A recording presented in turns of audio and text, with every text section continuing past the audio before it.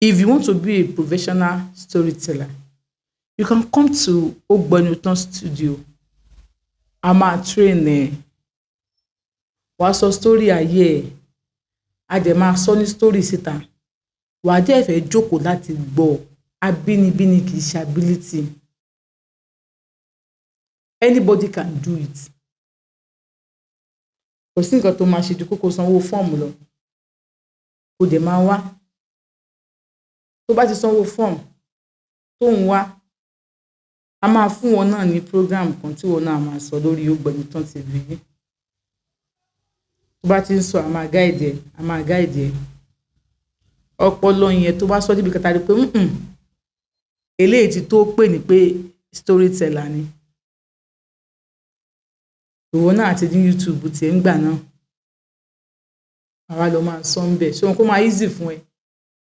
Òun bá díẹ̀ àwọn èèyàn ti mọ Ogbonutan. Àwa mú níṣẹ́ ni.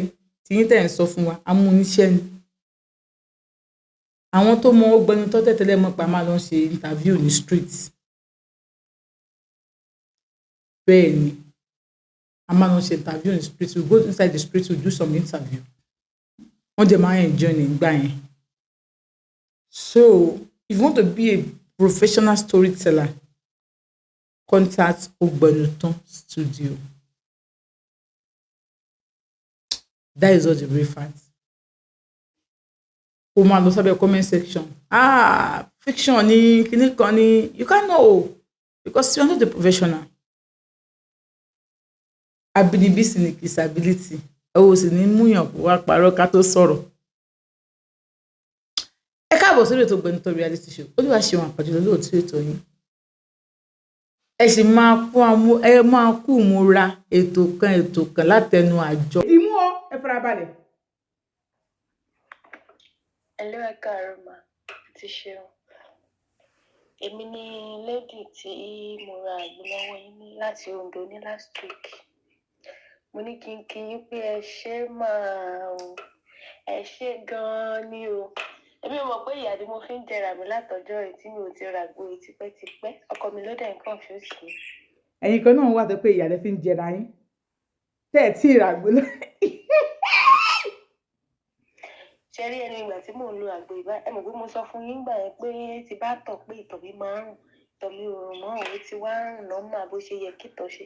Ìgbà yẹn, tí bá tọ̀, even tí bá fomi flush ẹ̀, ó sì máa ń rùn. Kò rí bẹ́ẹ̀ báyìí o, bọ̀ mo yàgbẹ́ dáadáa. Ẹ̀yìn mi tó dẹ̀ máa ń dùn mí náà kò dùn mí mọ́. Dídí ètò pé kò tí ì pẹ́ tí a bẹ̀rẹ̀ àti Wednesday lèmi bẹ̀rẹ̀ sí ní lo tèmi. Mo kọ́kọ́ lo eléyìí tèmi ká kọ́kọ́ lò yẹn náà. Kọ́kọ́ lò yẹn ó ṣiṣẹ́ dáadáa náà. So mo rí ní bọ́dì mi pé ó ń ṣiṣẹ́. Ara mi ti wá, mo ti lè gbé ara mi sílẹ̀. Tí màá sùn, tí màá jí, tí gbogbo ara máa ro mí tí mo ọpẹ́lọpẹ́ àgbo yín àti ṣeun. Thanks so much. Ṣiṣẹ́ dáadáa náà. So mo rí ní bọ́dì mi pé ó ń ṣiṣẹ́. Ara mi ti wá, mo ti lè gbé ara. Tẹ́lẹ̀ tí màá sùn, tí màá jí, tí gbogbo ara máa ro mí tí mo ọpẹ́lọpẹ́ Ọlọ́run, ọpẹ́lọpẹ́ yín o, ọpẹ́lọpẹ́ àgbo yín àti ṣeun. Thanks so much ma. Ẹ̀rù yín àdẹ̀bá bẹ́ẹ̀, inú mi dùn o, adúpẹ́ mà. So aṣáṣe ń lò lọ ṣá. Ọ̀kẹ́ amúnidára. Tí mo sọ fún wọn nípa arẹwà ara, fashion, style aṣọ, orúkọ tí wọ́n pe àwọn aṣọ oríṣiríṣi ọlọ́kan ìjọ̀kan. Lórí Ogbonutan náà lẹ́tì mọ́ wo gbogbo ẹ̀. Ọba mi òkè òní fi wá sílẹ̀, kò sì ní kọ̀ wá sílẹ̀ lágbára lọ́wọ́ Elédùmarè. Mo lọ bá wọn ní weekend. Mo ti drop junior sọ́dọ̀ sister mi. Nígbà tí mo débẹ̀, wọ́n kẹ́ mi lójú, kẹ́ mi nímú, wọ́n jẹ́ kí n ṣe anything. Wọ́n ti bá wọn pín ọ̀dọ̀ wọn pẹ̀lẹ́, ojú kan, gbá kan, bàbá. I was just like, sọ́kùnrin lẹ́nu ìṣá.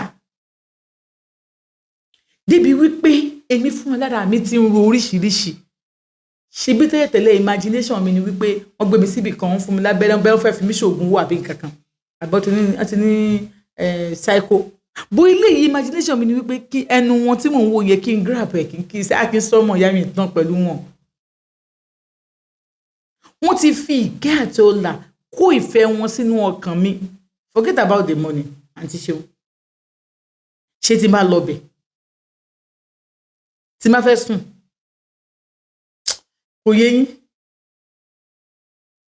nígbà tó di ìrọ̀lẹ́ wọ́n ní ká lọ fún shopping wọ́n ní days go jọ kí ni mo dá kíní borí ọ̀mọdé glasses abọ́lẹ̀ wọ́n fà mí lọ́wọ́ àwọnú mall tàti bọ́ lọ sí shopping wọ́n bọ́ síbi tí wọ́n ti ń ta àwọn aṣọ night wear wọ́n ní kí n choose kan mo mú kan ní kí ló ṣe ẹ́ eléyìí ni kò mú ìtí mo mú yẹn ó fine ìtọ́ mú fún mi ó fine débi pé but torí pé wà expensive kò jẹ́ kí n mú gbà yẹn ó ní wọ́n mú fún mi wọ́n bọ́ síbi shoe wọ́n ra gbogbo ẹ̀ wọ́n ní you are just like my sister I love you so much thank you kò ṣe tí wọ́n gbé borí ẹ̀sìn tí ò ní sọ pàkó náà kò dẹ̀ sí ibi tó bá ti tọ́jú ọkàn obìnrin lobìnrin máa ń fall in love pẹ̀lú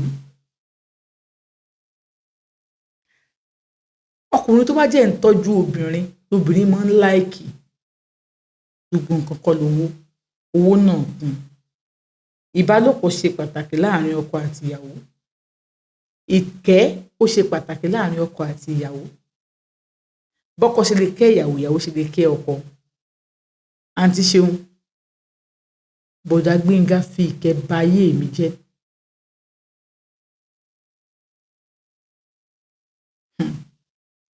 a ṣe shopping tá a máa ṣe tán wọ́n ní kí n ra ice cream nínú àpé ọkọ mi complain pé mo ti ń tóbi kókó wọn máa ń complain pé gbogbo bó ṣe ń tóbi kí nìkan baby you are okay o má lọ slim o no ṣó gbádùn ṣá ó ṣe máa ṣe pé o ti ń tóbi you are not fat you are okay you are beautiful you are gorgeous you are cute orí tèmi náà wọ́n ní hold me with confidence wọ́n wá gbẹ́yìn síbi ẹ̀kẹ́ mi bí ó fún mi ní pẹ́ẹ̀kì bẹ́ẹ̀ ẹsẹ̀ mi di omi abẹ́ mi gan ti ń di omi already ara ń tá a máa rà tán abákùnbẹ àgbálẹ̀ lọ nígbà tá a délé mo jẹun wọ́n ní kí n wọ night gown yẹn wò gbówó kí tó fẹ́ wò yòjú kí ló wà láyé lówó kí tó fẹ́ wò yòjú àrẹ mo lọ mú mo lọ wọ̀ wọ́n ní wow you are beautiful thank you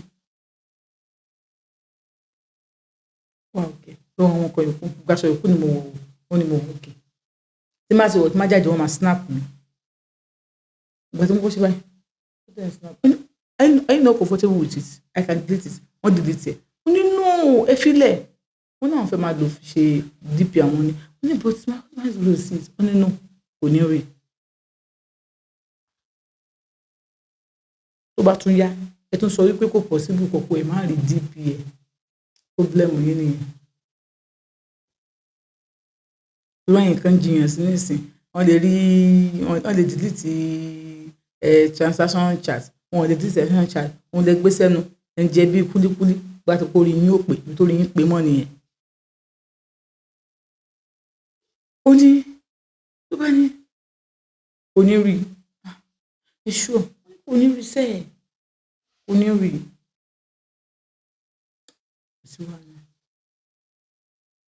bá snap mi àwọn bá kún bẹ lórí ọ̀rọ̀ snapping wọn snap àwọn kúrò bẹ wọn bá ní ṣó máa ní water kíní wọn bá ní bí ó ṣe pé ẹni táwọn epo ti máa rẹ̀ o pé kó lọ fi hot water kó lọ fi wẹ̀ káwọn bá massage rẹ̀ wọn ní wọn má massage wọn wọ òkè ó ní ókè wá bẹ́ẹ̀ ni massage ara tèmi gbà yẹn tó o bá ti wá ókè bàtà ń jáde wọn lọ wẹ̀ ní ókè má bá yín massage wọn lọ wẹ̀ mo bọ́ sí ní ní pé wọ́n massage àwọn kò bọ́ sọ́dọ̀ orí wọn mo bẹ̀rẹ̀ sí massage wọn wọn ṣẹ́ ní ti ń fọ́ ni mo massage gbogbo ọrùn wọn ṣẹ́ ní ti ń fọ́ ni mo wo bí nǹkan ọmọkùnrin wọn kó yẹ kó tiẹ̀ dìde ṣé bọ̀dá yìí wọ́n ti rí mi bí àbúrò wọn lóòótọ́ ni mo rí pé kò dìde mo sáà ń ṣe massage tèmi lọ gbàtí mo massage wọn tán mo ṣe bí apá mo ṣe gbẹ ní àwọn wá òkè let me do it for you too má bọ̀jọ̀ ọkọ̀ gbèbí sí ọkọ̀ bẹ̀rẹ̀ sí fọwọ́ ra bí lẹ́yìn máa massage mi gbọ́n ó ṣe massage mi àti ṣe ká ní omi máa ń dà ní ojú ara obìnrin ni ó yẹ kó mi máa dà lójú ara wọn pùpùpùpù bó ṣe massage mi ẹni nǹkan ṣe òun bó ṣe ń massage òun bá lára òun díje ní mẹ́wàá bí kò ń grab wọn kò ń gbẹnu bọ̀ wọ́n lẹ́nu wọn pé ẹni yìí tó sọ pé òun ló ń bí àbúrò tó ń bá grab wọn tó ń gbẹnu bọ̀ lẹ́nu tó bá gbá wọn létí etí òun ó gbin náà ni ó ní wọn á ṣe kí ni òun á maintain òun á pàtàn papọ̀ wọn á ní bóun ṣe kúrò tó lé ara dé ara jọ ọkọ jẹ́ kí ẹ stop jẹ́ kí bẹ́ẹ̀ massage tán ẹ gbogbo ibi tó fi rìn a ní kí ẹ filẹ̀ ẹ má massage bẹ̀ yẹn filẹ̀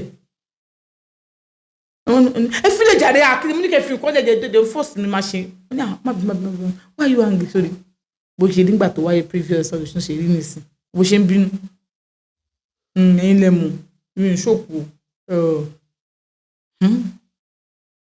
wọ́n ṣe kúrò ní ibi tí mo wà nìyẹn wọ́n bá lọ wọ́n ní wọn àwọn ọbẹ̀ tó mi tó fọkàn bá ju ara wọn báyìí wọ́n ṣe pọ̀ṣọ̀ ní láyé òun ò jẹ òun tó fẹ́ pè ara wọn yẹn ó ṣe é pé ó ní mo ṣáà san ibẹ̀ mo sanra mo bọ́ sí orí bẹ́ẹ̀dì padà mo lọ láì dáhùn ó kọ́ wá gbé tí fóònù pé India tea ni o pé black tea kó mu ó máa ń dà mo bá mú ìgbà tó mú tán